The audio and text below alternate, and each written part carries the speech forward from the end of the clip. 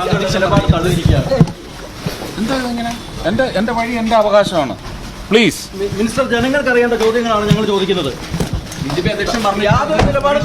അങ്ങനെ നമ്മുടെ ശക്തൻ തമ്പുരാൻ, തൃശ്ശൂരിലെ ശക്തൻ തമ്പുരാൻ നാട് കാണാൻ ഇറങ്ങുന്ന സമയത്ത് ആരോ മാധ്യമപ്രവർത്തകർ അദ്ദേഹത്തിനോട് ബൈറ്റ് എടുക്കാൻ പോവുകയും അദ്ദേഹം അവരെ തള്ളിയിട്ടുമെന്നൊക്കെയാണ് പുറത്തു വരുന്ന വാർത്തകൾ. ഈ ശക്തൻ തമ്പുരാൻ മുമ്പ് തന്നെ പറഞ്ഞിട്ടുണ്ട്, അടുത്ത ജന്മത്തിൽ എനിക്ക് പൂണൂലുട്ട ബ്രാഹ്മണനായിട്ട് ജനിക്കാനാണ് ആഗ്രഹം. അങ്ങനെയൊക്കെ സ്വപ്നം കണ്ട് നടക്കുന്ന ഒരാളാണ് അയാൾ. ഇപ്പോഴേ കേന്ദ്രമന്ത്രിയാണ്, കേന്ദ്ര സഹമന്ത്രിയാണ്.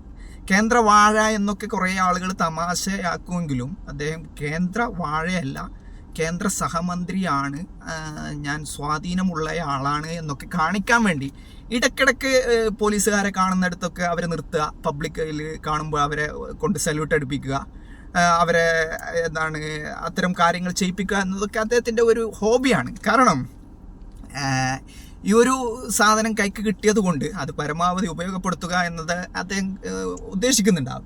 എന്നാൽ കഴിഞ്ഞ കാലങ്ങളിൽ അദ്ദേഹം പറഞ്ഞ കാര്യങ്ങളെല്ലാം ഇപ്പോൾ പ്രവർത്തിക്കുന്നുള്ളത് എന്നുള്ളത് എല്ലാവർക്കും ബോധ്യമുള്ള കാര്യമാണ്. അവരെ പിന്നെ പ്രത്യേകിച്ചിട്ട് പറഞ്ഞിട്ട് കാര്യമില്ല. ആ രാഷ്ട്രീയത്തെ പിന്തുണക്കുന്ന സംബന്ധിച്ചിടത്തോളം അതങ്ങനെ തന്നെ ആയിരിക്കും. അദ്ദേഹം പറഞ്ഞ മറ്റൊരു കാര്യം, എനിക്ക് ഉദ്ഘാടനത്തിനൊക്കെ വന്നാൽ ഞാൻ MP ആയിട്ടല്ല വരുന്നത്, ഞാൻ പൈസ തരാതെ നിൽക്കാൻ പറ്റൂല, ഞാൻ പൈസ വാങ്ങിയിട്ട് ഉദ്ഘാടനം ചെയ്യൂ എന്നൊക്കെയാണ്. അതോടൊപ്പം തന്നെ അദ്ദേഹം അമിത്ഷാജിയെ കണ്ട് ഒരു കാര്യം പറഞ്ഞിട്ടുണ്ട്, എനിക്ക് സിനിമയിൽ അഭിനയിക്കാണ്ട്, കുറേ സിനിമ ഞാൻ കരാർ ചെയ്തിട്ടുണ്ട്, അതുകൊണ്ട് എനിക്കൊരു 4-5 പ്രജകളെ എൻ്റെ കാര്യം നടത്താൻ തരണം, അവരെ വെച്ച് ഞാൻ ഷൂട്ടിംഗ് ലൊക്കേഷനിൽ കൊണ്ടുപോയി അവർക്കൊരു കാരവന് പ്രൊഡ്യൂസറെ കൊണ്ട് ഒപ്പിച്ച് അവരെ കൊണ്ട് കാര്യം ചെയ്യിപ്പിക്കുമെന്നൊക്കെയാണ് പറഞ്ഞത്. ഇനി ഇവർ സമ്മതിച്ചാലും ഇല്ലെങ്കിലും ഞാൻ സിനിമയുമായിട്ടാണ് മുമ്പോട്ട് പോവുക. ഈ തൃശ്ശൂരിലെ ജനങ്ങളോട് എനിക്കൊരു ഉത്തരവാദിത്വവും ഇല്ല എന്നാണ് മൊത്തത്തിൽ പറഞ്ഞു വരുന്നത്. അപ്പോൾ അങ്ങനെ കാര്യങ്ങൾ അങ്ങനെയൊക്കെ ആണെങ്കിലും ഇന്നത്തെ ദിവസം അദ്ദേഹം ചില മാധ്യമപ്രവർത്തകരുടെ ചില ചോദ്യങ്ങൾക്കുള്ള ഉത്തരങ്ങൾ വളരെ ശ്രദ്ധേയമായിരുന്നു. എന്നും അദ്ദേഹം മാധ്യമപ്രവർത്തകരെ കണ്ടാൽ അതൊരു വലിയൊരു പ്രശ്നവും വലിയൊരു വിവാദങ്ങളും ഉണ്ടാവാറാണ് പതിവ്. ഇന്നത്തെ ദിവസവും മറ്റൊരു മാറ്റവും ഉണ്ടായില്ല, അതേ കാഴ്ചകൾ തന്നെയായിരുന്നു. ഇന്നൊരു മീഡിയ വണ്ണിൻ്റെ മാധ്യമപ്രവർത്തകനെ തള്ളിയിട്ടു എന്ന് പറയുന്നുണ്ട്. അതോടൊപ്പം തന്നെ അദ്ദേഹം ചില കാര്യങ്ങൾ ഇന്ന് മാധ്യമപ്രവർത്തകരോട് പറഞ്ഞിട്ടുണ്ട്. അത് നമുക്ക് എന്താണെന്നൊന്ന് കണ്ടു നോക്കാം. ഞാൻ എൻ്റെ ഓഫീസിൽ നിന്ന് ഇറങ്ങി വരുമ്പോൾ എൻ്റെ ഓഫീസിനെ സംബന്ധിക്കുന്ന കാര്യം ചോദിക്കണം, എൻ്റെ വീട്ടിൽ നിന്ന് ഇറങ്ങി വരുമ്പോൾ എൻ്റെ വീട്ടിലെ കാര്യം ചോദിക്കണം. അമ്മ അസോസിയേഷനിൽ നിന്ന് ഞാൻ ഇറങ്ങി വരുന്ന സമയത്ത് നിങ്ങൾ അതുമായിട്ട് റിലേറ്റ് ചെയ്ത കാര്യങ്ങൾ ചോദിക്കും. ഇല്ലല്ല, ഇത് നിങ്ങളുടെ തീറ്റയാണെന്നാണ് ഞാൻ മനസ്സിലാക്കുന്നത്. അദ്ദേഹം എവിടെ നിന്നാണോ വരുന്നത് അവിടുത്തെ കാര്യങ്ങൾ അദ്ദേഹത്തോട് ചോദിക്കണമെന്നാണ് പറയുന്നത്. അതായത് അദ്ദേഹം ഇപ്പോൾ വീട്ടിൽ നിന്നാണ് ഇറങ്ങി വരുന്നതെങ്കിൽ അദ്ദേഹത്തോട് വേറെ ഒന്നും ചോദിക്കാൻ പാടില്ല. അയാൾ കേന്ദ്രമന്ത്രിയല്ല, അയാൾ MP അല്ല, അങ്ങനെയുള്ള ഒരു കാര്യവുമല്ല, അയാൾ ഉത്തരവാദപ്പെട്ട ഒരു ആളൊന്നുമല്ല. അയാൾ വീട്ടിൽ നിന്ന് ഇറങ്ങി വരുമ്പോൾ അയാളുടെ വീട്ടിലത്തെ കാര്യങ്ങൾ ചോദിക്കണം. അതായത് വീട്ടിൽ സുഖമാണോ, ഭാര്യയ്ക്കും മക്കൾക്കും സുഖമാണോ, അല്ലെങ്കിൽ വേറെ എന്തെങ്കിലും കാര്യങ്ങളുണ്ടോ, ശരിയായി ഭക്ഷണം കഴിച്ചോ, ചായ കുടിച്ചോ എന്നൊക്കെ, പിന്നെ വീട്ടിൽ കഴിച്ചത്, എപ്പോഴാണ് ഭക്ഷണം ഉണ്ടാക്കിയത്, എപ്പോഴാണ് ഉറങ്ങിയത്, എപ്പോഴാണ് എണിച്ചത്, ഇങ്ങനെയുള്ള കാര്യങ്ങളാണ് ചോദിക്കേണ്ടത്.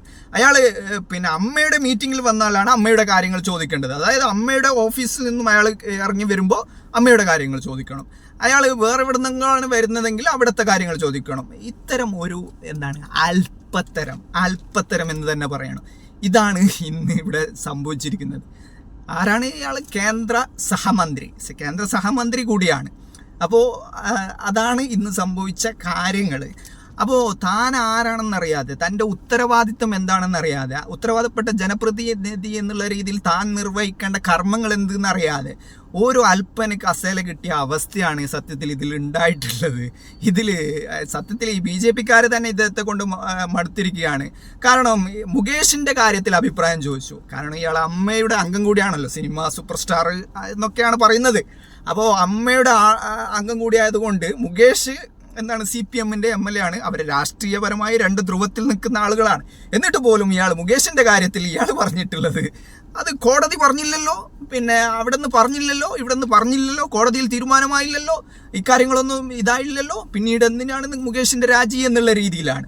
അതിന് മറ്റൊരു വശം, ഇവരുടെ തന്നെ സംസ്ഥാന പ്രസിഡന്റായ BJP-യുടെ സംസ്ഥാന പ്രസിഡന്റായ കെ സുരേന്ദ്രൻ പറയുന്നത് മുകേഷ് രാജിവെക്കണം, അദ്ദേഹം അന്വേഷണം നേരിടണം എന്നൊക്കെയാണ്. പക്ഷെ സുരേഷ് ഗോപിക്ക് അത്തരം ഒരു അഭിപ്രായമില്ല. അപ്പോൾ അങ്ങനെയൊക്കെയാണ് കാര്യങ്ങൾ. അയാൾ സിനിമാ താരമായിട്ടാണ് ഇത്തരം മറുപടി പറയുന്നത് എന്നാണ് കെ സുരേന്ദ്രൻ്റെ ഇതിനെ പറ്റിയിട്ടുള്ള വിശദീകരണം.